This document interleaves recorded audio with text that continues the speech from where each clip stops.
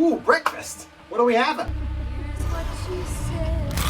Ooh, eggs. Nice. So we're doing omelets, scrambled, sunny side up? Oh, I think this one might be yours. I'm a no-shell kind of guy. Yeah. Oops. Looks like you dropped one. Okay. I guess I'll just have cereal. Be so dramatic.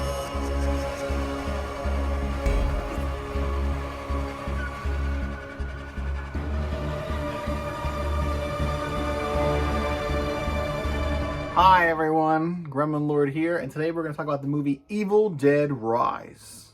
It's a twisted tale of two estranged sisters whose reunion is cut short by the rise of flesh-possessing demons, thrusting them into a primal battle for survival as they face the most nightmarish version of family imaginable.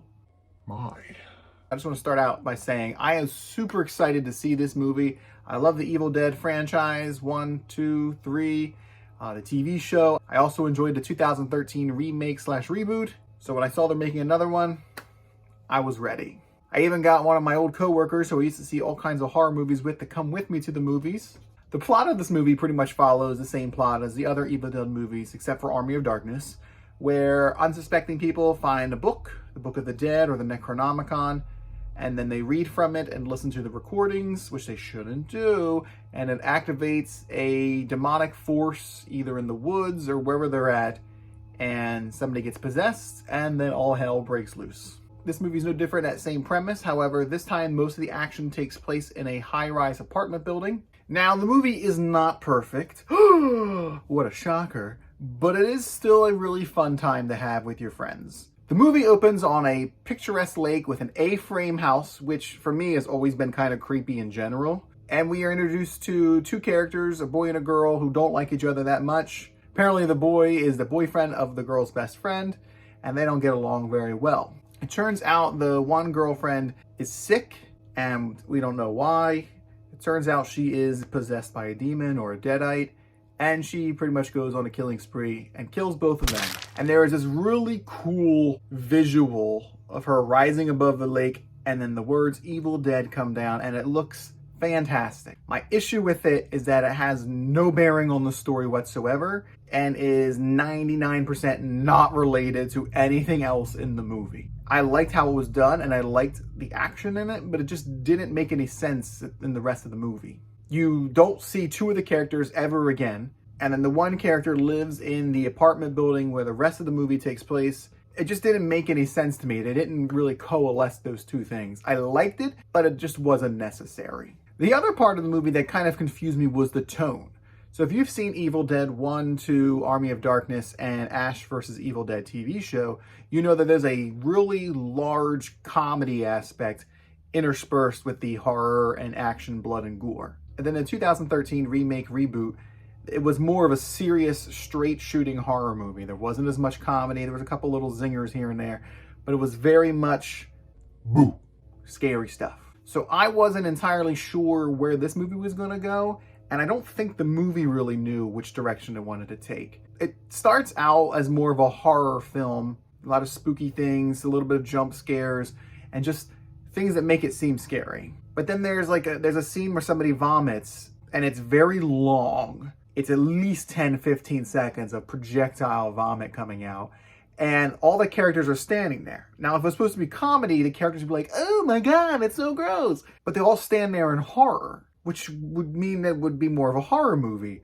It was shot in a comedic way, but then the characters react in a horrified way, and it just kind of, it felt weird. There wasn't a lot of zingers or catchphrases, like if you watch Ash vs. the Evil Dead, Ashley Williams, played by Bruce Campbell, always has a zinger or quick little witty one-liner to really throw towards the demons, and the demons have snide remarks as well. This didn't really have that. Some of the Deadites said a couple lines that were like, you know, they're sarcastic, evil creatures. There were just some lines in the movie that the Deadites used that felt like it was setting up some type of joke, but then it never really came to fruition. It just felt a little disjointed. And I feel like the movie cheated itself by treading that line between comedy and horror a little too vaguely. The movie had really enjoyable special effects. They used thousands and thousands of liters of fake blood. It was very gory. There were a lot of gross outs. There was some There were some really creative ways of killing people, and I love that kind of stuff. But there are a few places where the creativity kind of fell apart to me.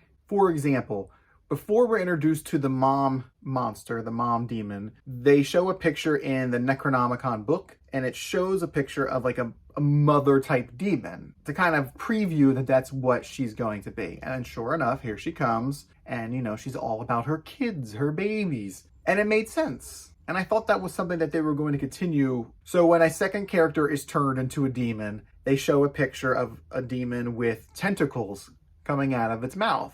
And I was like, oh, well, this is gonna be good, because you can do so much with tentacles. One, tentacles are icky and gross. A lot of people are just grossed out by them, just seeing them flailing around. So that's instant horror gold. But then they didn't have that. The character didn't have tentacles coming out of their mouth. They did like vomit, but they didn't have any of that, which I found to be pretty disappointing. I was really looking forward to seeing them take from the pictures and then creatively translate that into a practical effect, or even digital effects is fine. Just translate that onto the film. And then there was a third transformation, and again, they showed a picture of the Necronomicon of a demon creature, and then they actually did try to create that in the film. So it was just odd to me to skip over the middle one, because I think the middle one could have been the really cool one with the tentacles. So with that third monster, I was expecting something very creative, big, gross. I'm trying not to spoil it for you. But I was really expecting something out of like the movie The Thing or The Color of Space. Just something real bleh. But when they finally showed it, it was just kind of more meh. It just didn't have the shock value that I was really expecting in that final demon form. As an Evil Dead fan of all the movies and TV show, I would 100% recommend this movie, and that is why I have to give Evil Dead Rise a rating of 6 out of 10 gremlins. It's a perfectly fine addition to the Evil Dead franchise. It's just lacking a little too much for it to be considered a really good film. It's a fun time to watch with your friends, but probably only once. So, did you see Evil Dead Rise? If you did, let me know what you thought about it down in the comments below. And don't forget to like, comment, and subscribe. Thanks for watching, and we'll see you next time.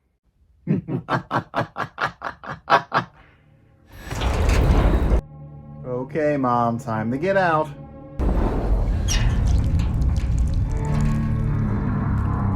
You have been in there for 25 minutes. You're done.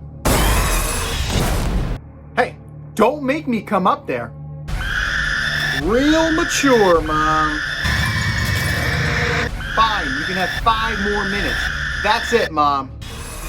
Mommy's with the maggots now. Maggots, worms, whatever. 5 minutes. Then I'm dropping the toaster in the tub with you. A lot of help you two were. You're drying her off. I'm out of here.